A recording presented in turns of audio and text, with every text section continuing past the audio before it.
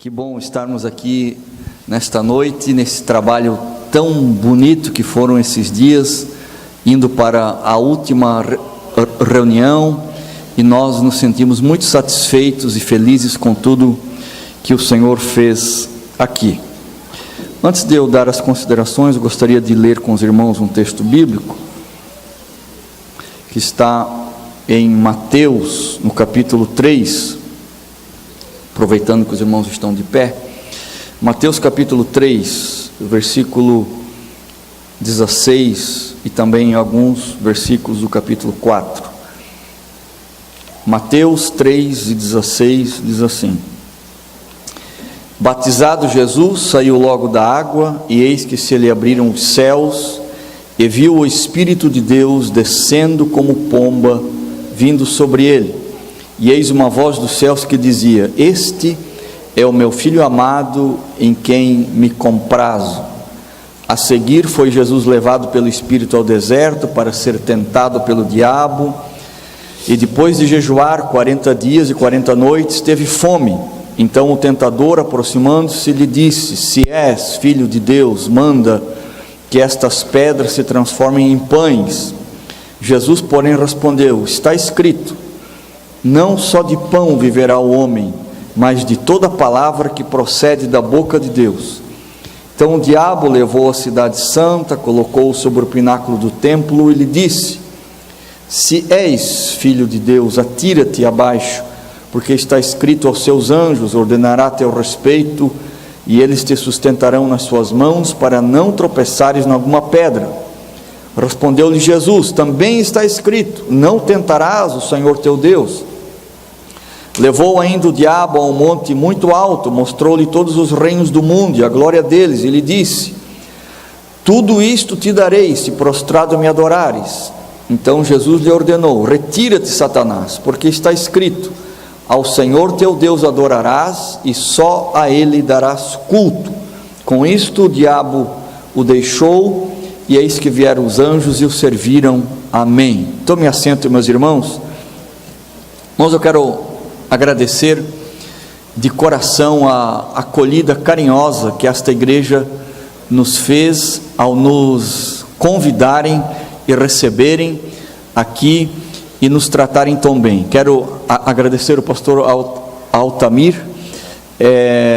Eu estava hoje falando com alguém. Poucas vezes no Brasil, eu prego em vários lugares por aí, e poucas vezes no Brasil a gente vê um pastor presidente humilde assim como o pastor, e nos serve de exemplo isso, para que a gente também o imite em todas as coisas. Obrigado, pastor, pela acolhida, demais corpo de obreiros, vice-presidente da igreja. Agradecer também o pastor Robson, né, pelo contato e por ter aí feito de tudo para que tudo corresse tão bem junto com sua equipe. Foi tudo muito bem organizado, tudo muito bem feito, e nós saímos daqui muito felizes. Também agradecer o irmão Ederson, né, que rodou com a gente por aí, não sei onde é que ele está. Lá, está lá, né? Ele sempre muito prestativo e muito pronto, né? Sempre nos atendeu de uma maneira muito boa. Irmão Jorge, enfim, todos os demais aí. Também foi um grande prazer estar aqui com o pastor Samuel e também com o pastor Cícero, né? Ele conhecer, ele ouvir. Foi muito bom compartilhar essa tribuna com o Senhor e juntos fazermos a obra de Deus. Enfim, obrigado a todos os irmãos, irmãs, e por todas as coisas que vocês têm proporcionado a mim nestes dias aqui. O tema que os irmãos escolheram, eu estava dizendo até para o pastor Robson, um tema que desde quando ele me passou o tema, que já faz tempo, o meu coração pulsou, né?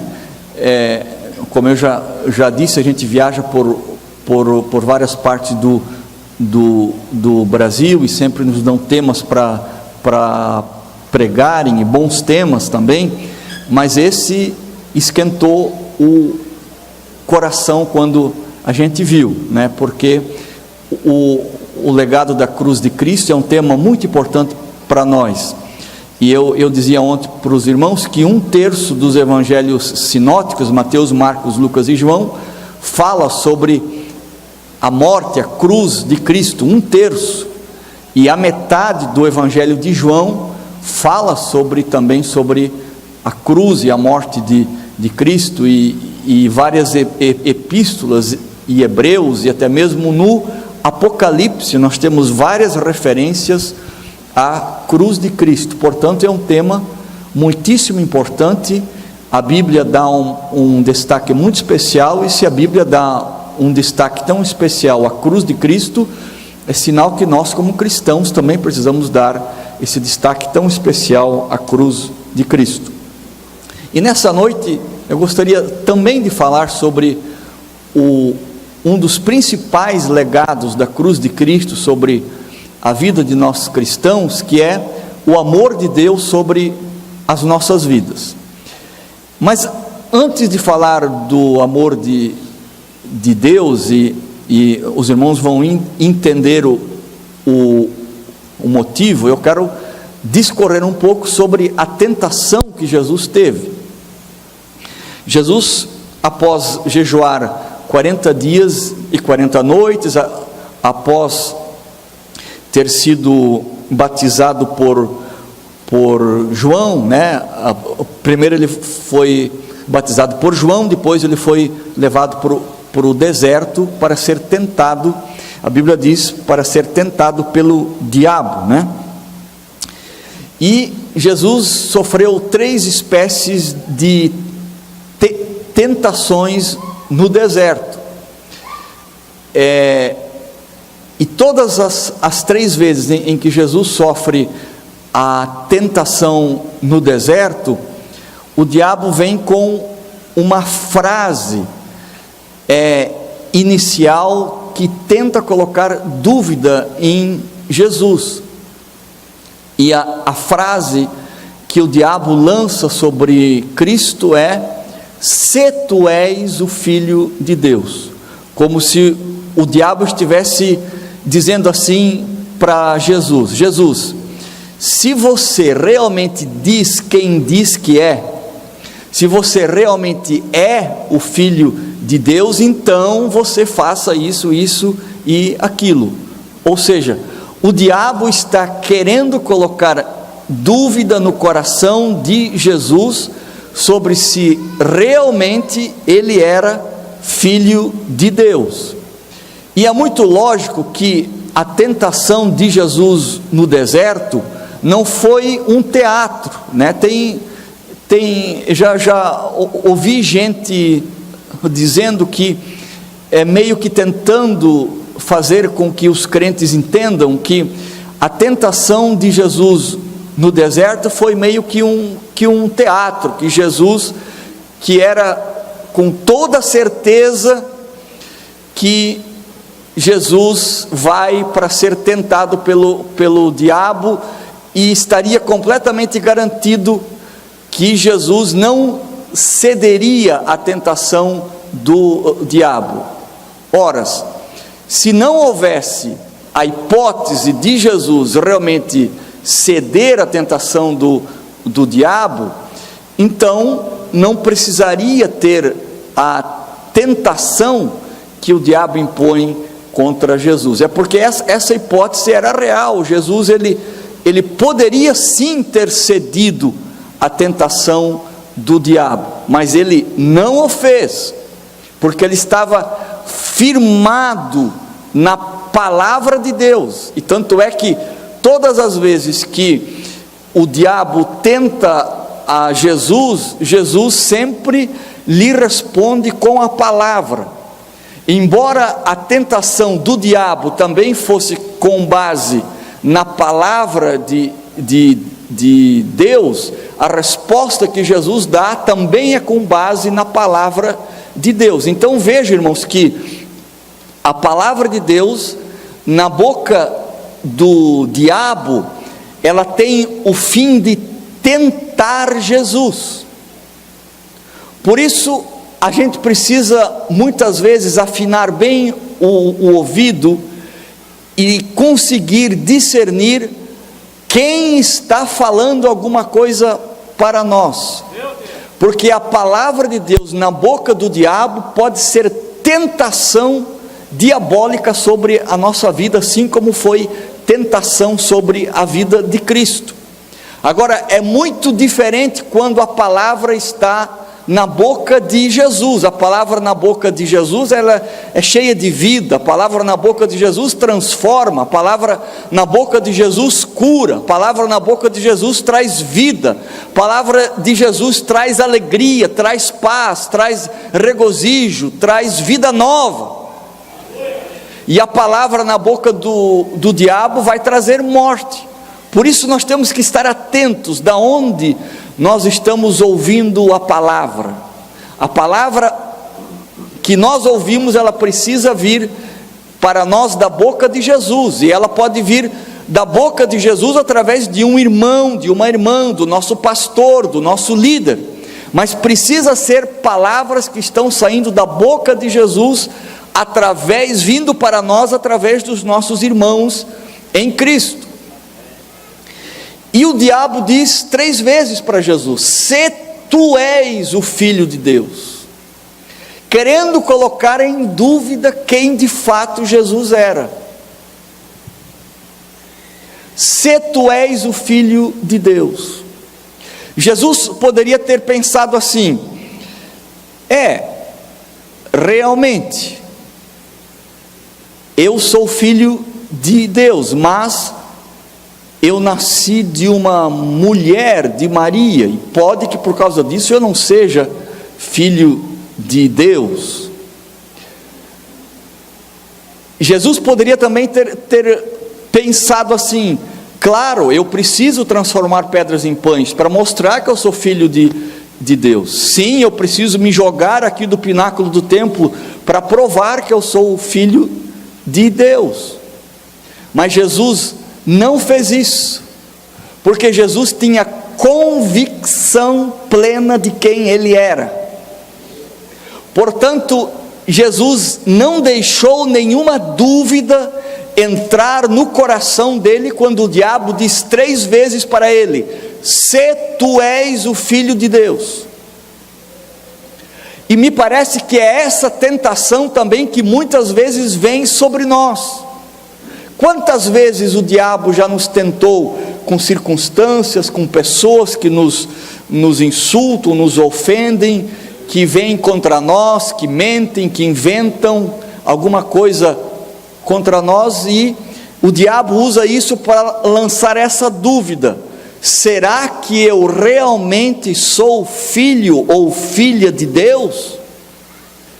E se essa dúvida entrar no coração da gente, a gente perde, como dizem num português mais simples, a gente perde a estribeira, né? Lá no sul se fala isso, se perde a estribeira, né? Eu não sei se há uma palavra aqui, né?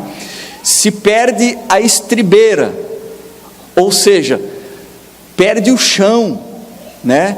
Se a gente duvidar que é filho de Deus na hora da provação, da tentação, da dificuldade que vem sobre nós, a gente praticamente já perdeu a batalha, porque essa dúvida, ela é terrível quando ela nos assalta e nós somos levados a perguntar se de fato nós somos filhos de Deus.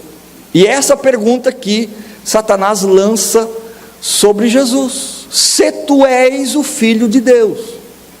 E o primeiro desafio que o diabo faz para Jesus, após essa pergunta inicial, é: manda que essas pedras se transformem em pães. Olha que tentação sensacional. Jesus estava 40 dias de jejum sem comer e sem beber. Como diz num português simples, o estômago de Jesus colou nas costas. Ele com certeza estava com fome, 40 dias sem comer. E o diabo lhe lança o desafio: manda que essas pedras se transformem em pães, porque você, afinal de contas, você está com fome, você merece colocar em prática o fato de ser Deus, e transformar essas pedras em pães.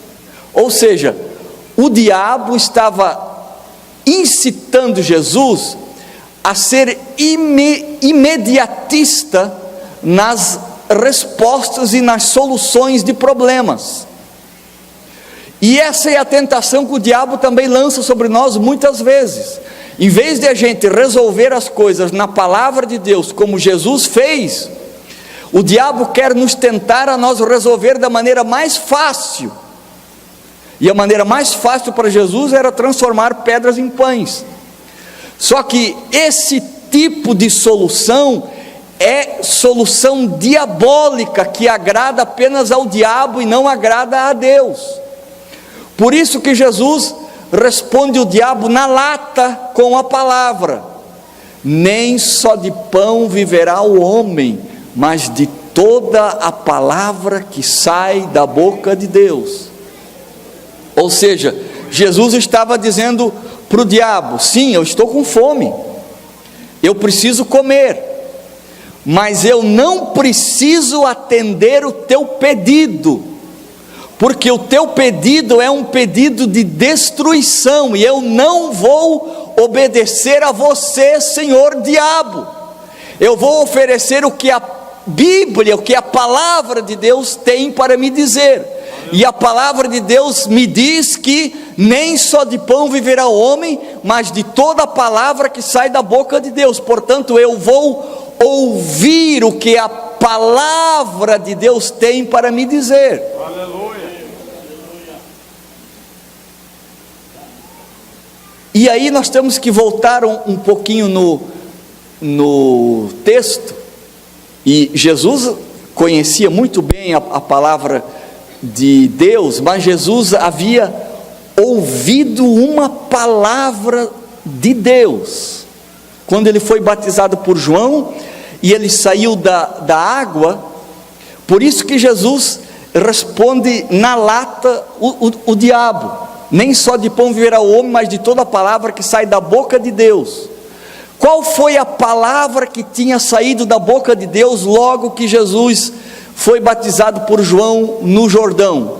Tu és o meu filho amado, em quem eu tenho muito prazer. Olha só, tu és o meu filho amado, em quem eu tenho muito prazer. Ou seja, o que deu suporte para Jesus vencer a tentação e dar a resposta na lata para o diabo, foi que Jesus estava com seus ouvidos afinados, de tal maneira que ele ouvia as palavras do Pai. E ele havia ouvido imediatamente antes, 40 dias antes: tu és o meu filho amado, em quem eu tenho muito prazer. Aleluia.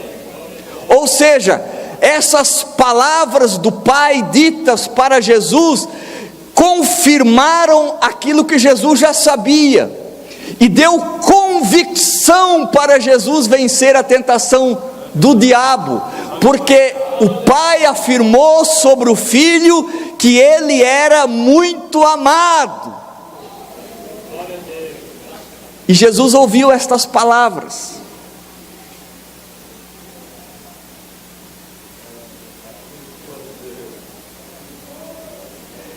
Imediatamente o diabo diz para ele, depois de 40 dias: se tu és o Filho de Deus. Note que Deus disse para Jesus: tu és o meu filho amado, em quem eu tenho muito prazer.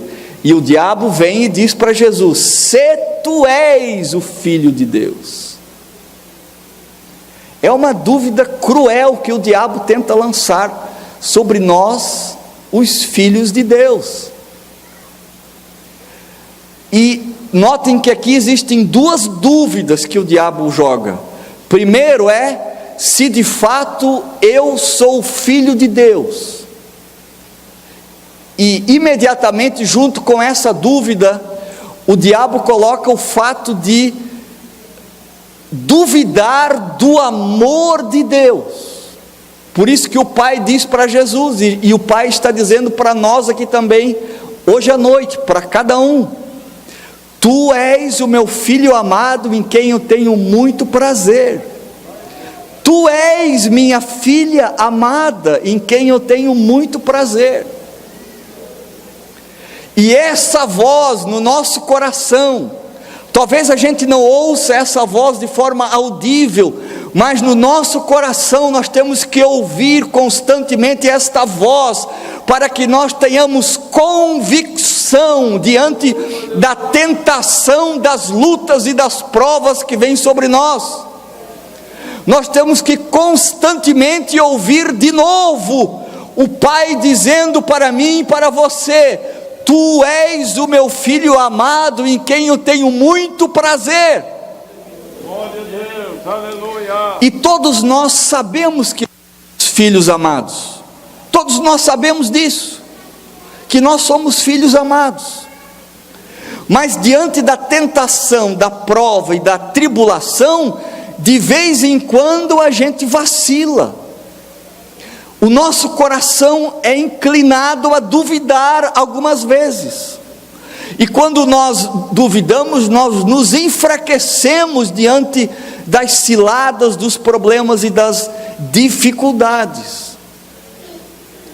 Por isso, irmãos, é bom que a gente reflita um pouco e não apenas tenha na mente que Deus ama cada um de nós, mas que a gente introjete isso dentro do nosso ser, no mais profundo do nosso ser, para que não haja espaço para dúvidas de que nós somos filhos muito amados. E sabe por que nós somos filhos muito amados? Porque Deus fez o maior gesto de amor que alguém poderia fazer a nosso favor. Nenhum dos deuses da antiguidade ou da atualidade, nenhum dos deuses que os povos adoravam, nenhum Deus falso que foi criado pelos seres humanos, por mais poderoso que supostamente esse Deus possa ser, nenhum deste Deus deu o seu Filho amado.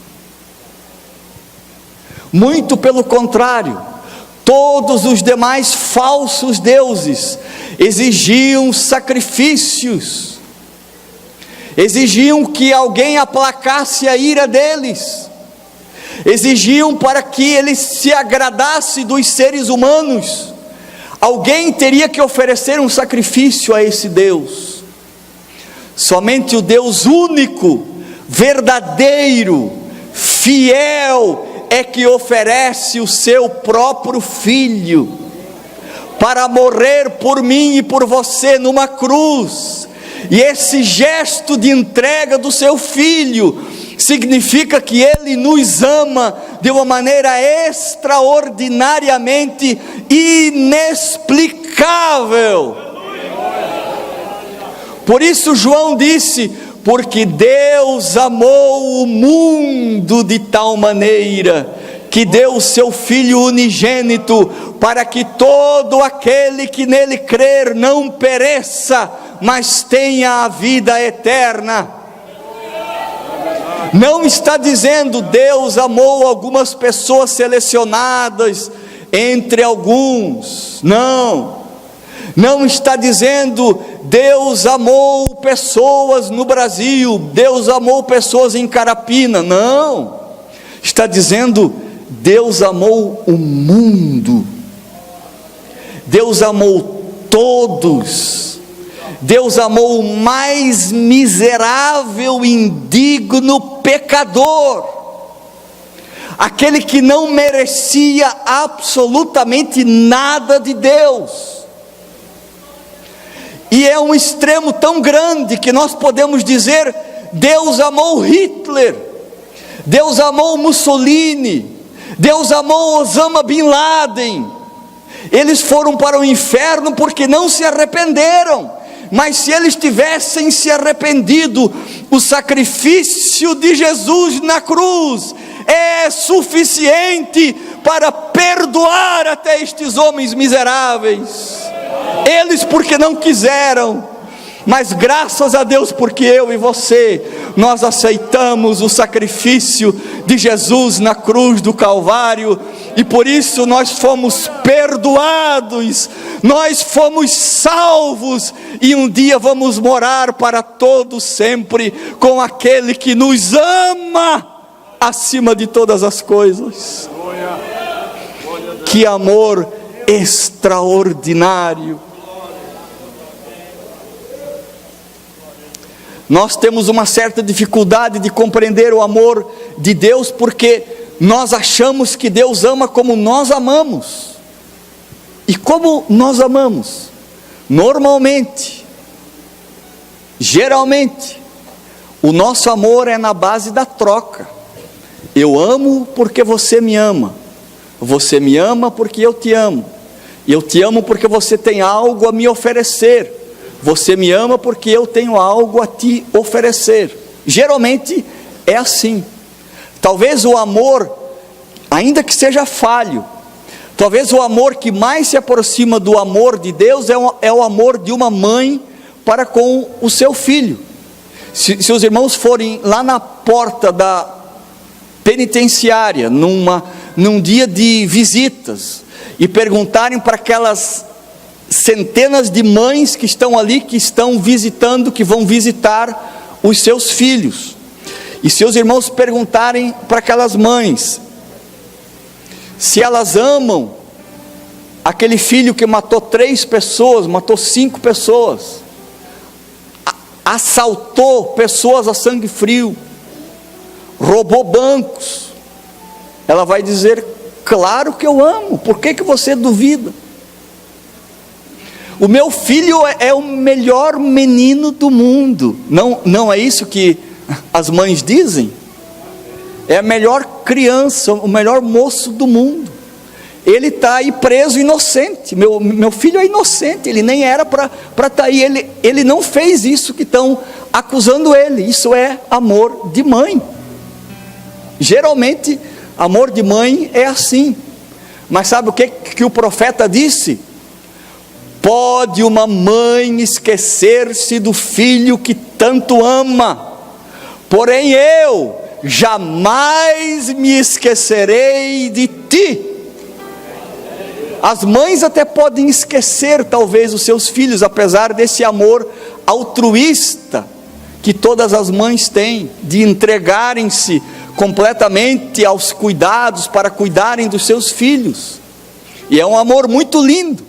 E como eu dizia, talvez a demonstração mais próxima que a gente consegue ter do amor de Deus, mas mesmo assim, não dá ainda para explicar a grandeza do amor de Deus por nós, que é um amor inexplicável, imensurável, não tem medida, não tem tamanho. O apóstolo Paulo chegou a dizer para os irmãos lá aos Efésios: eu quero que vocês entendam qual é a largura, o comprimento, a altura e a profundidade do amor de Deus que está em Cristo Jesus.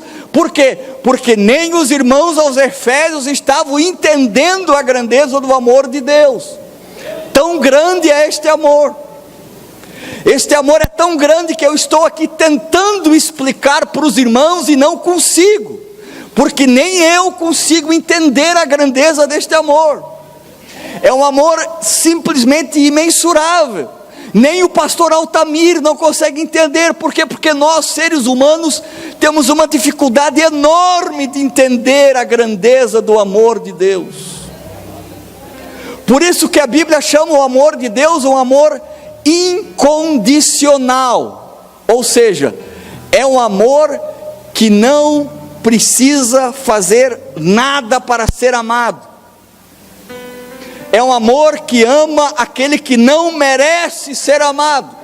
É simplesmente inigualável, incomparável, inexplicável, inefável, glorioso, maravilhoso, extraordinário, um amor que não tem palavras para explicar.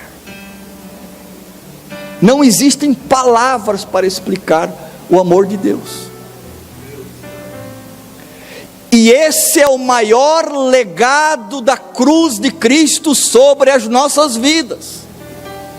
E sabe o que é que acontece conosco quando nós entendemos a grandeza do amor de Deus sobre nós? Primeiro, nós aprendemos que Deus cuida de mim e de você em todas as circunstâncias da nossa vida. Quando eu entendo a grandeza do amor, eu não preciso mais andar assustado, apavorado diante das circunstâncias da vida, porque eu sei que Deus cuida. Quando eu entendo a grandeza do amor de Deus, eu não me preocupo com o possível desemprego que eu possa enfrentar amanhã. Quando eu entendo a grandeza do amor de Deus, eu não preciso me preocupar se eu vou ter roupa para vestir, se eu vou ter alimento para colocar sobre a minha mesa, simplesmente porque eu sei que Ele cuida. E ainda que venha a faltar essas coisas, significa que Deus continua me amando do mesmo jeito. Se eu sei que Deus me ama, eu não vou temer as ameaças que a vida tem. Se eu sei que Deus me ama, eu não vou ficar com medo de pessoas que queiram me amedrontar e me causar pânico. Se eu sei que Deus me ama, eu não vou andar amedrontado por causa das circunstâncias da vida. Sabe por quê? Um versículo extraordinário, 1 João 4, 18 e 19, o evangelista João diz assim: Deus nos amou em Cristo, e ele diz mais: o perfeito amor lança fora todo o medo. O perfeito amor lança fora todo o medo. Ah, pastor Clayton, então quer dizer que se eu entender o amor de Deus, eu não vou mais passar por dificuldades na vida? Vai continuar passando igual, talvez até pior.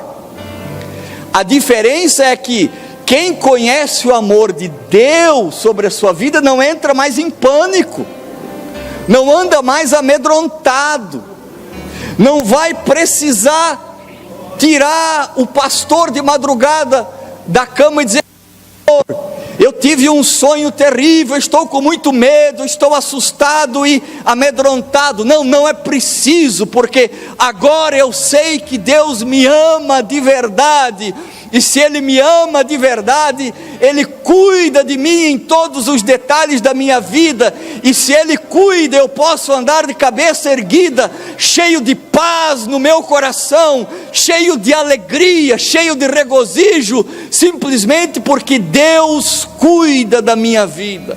Aleluia. Isso é maravilhoso, isso apazigua o nosso coração, isso acalma a nossa mente, isso traz paz em todas as situações da nossa vida, simplesmente porque Deus me ama, e Jesus sabia disso, e mesmo assim o Pai disse para Jesus: este é o meu Filho amado, em quem eu tenho muito prazer. E você pode ouvir o Pai dizendo isso para ti: filho, tu és o meu Filho amado, em quem eu tenho muito prazer. Tu és a minha filha amada, em quem eu tenho muito prazer. Deus brada do céu essa noite, para mim e para você, dizendo e repetindo esta frase: tu és o meu Filho amado, em quem eu tenho muito prazer.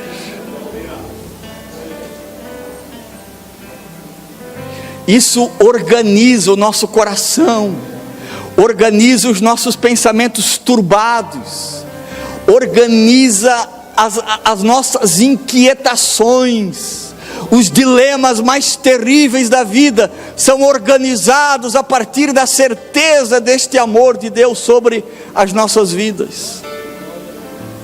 Por isso é muito importante a gente dar ouvidos à voz de Deus, que sempre de novo nos diz: Tu és o meu filho amado, em quem eu tenho muito prazer.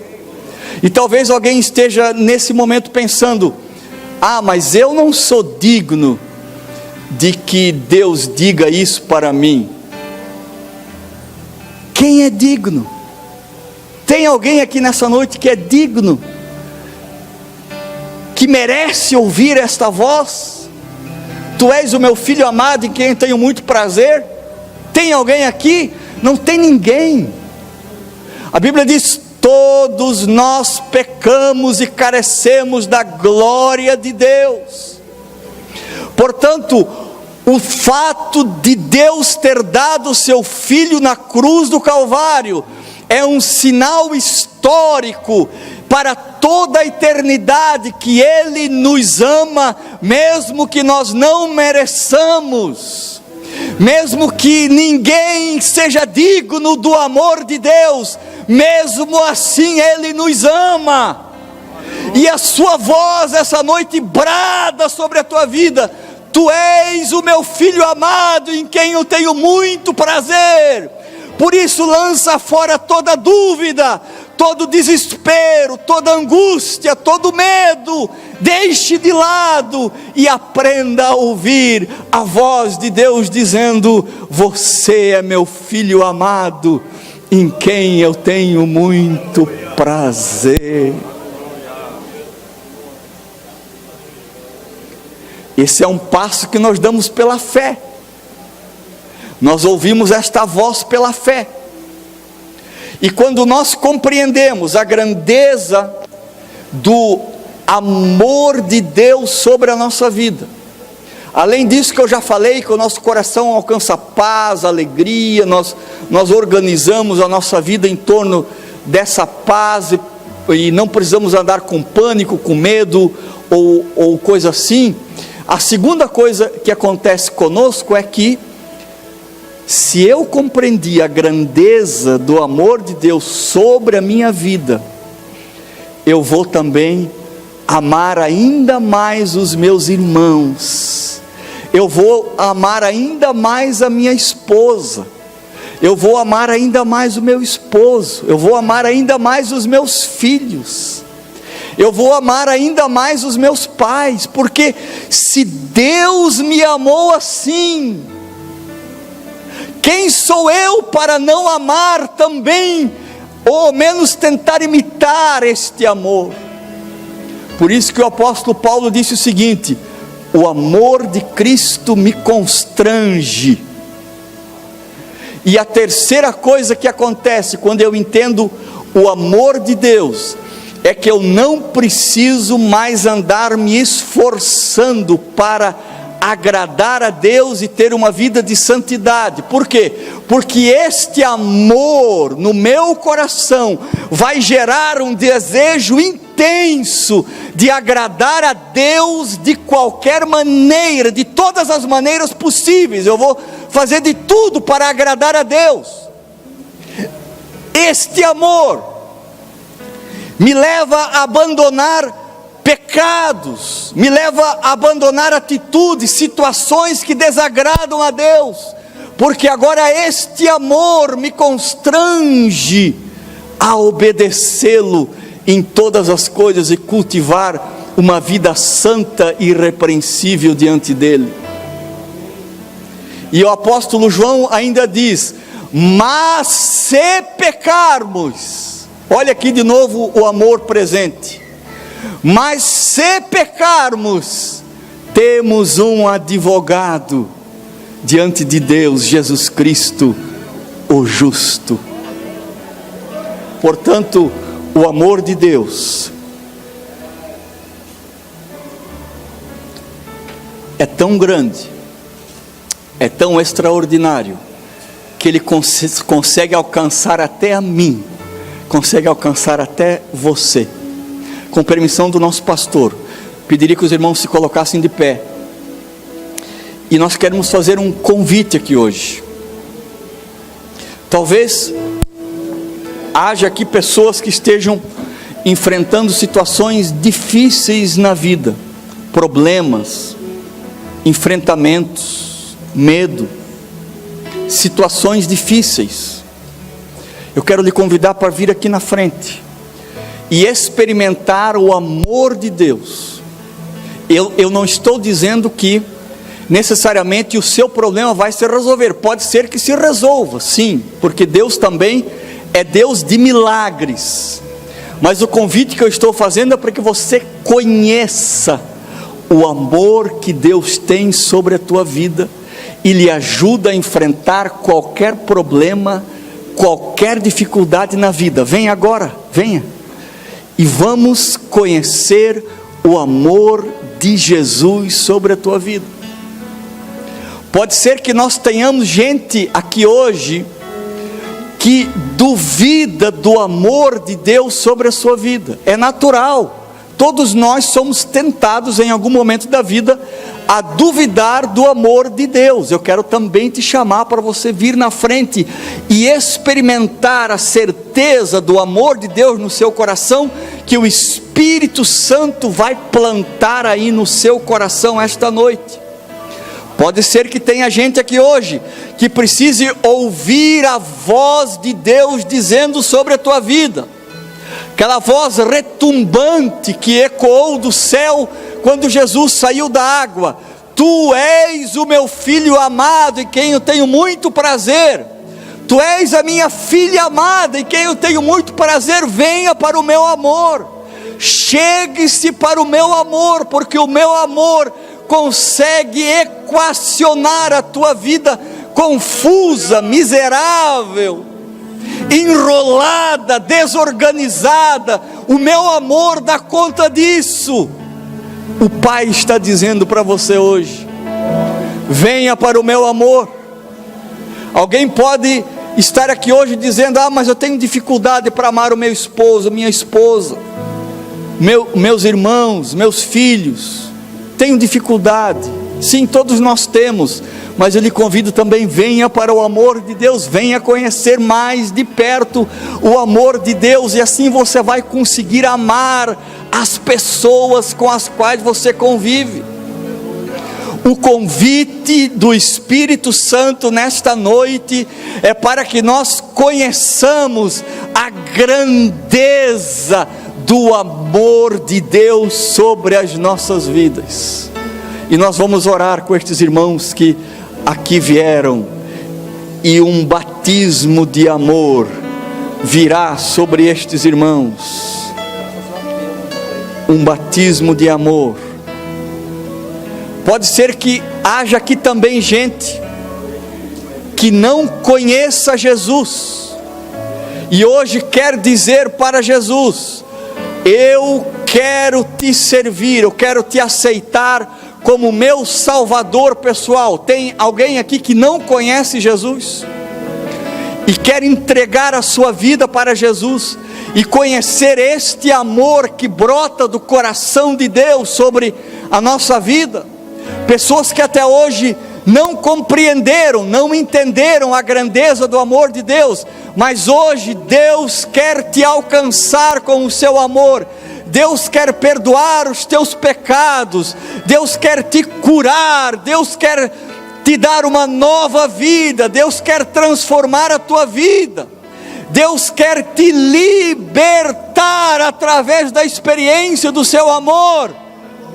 Não existe nada mais poderoso nessa terra do que para nos libertar do que quer que seja, do que a experiência com o amor de Deus. Você quer experimentar o amor de Deus? Venha. É hoje o dia de mergulhar neste amor.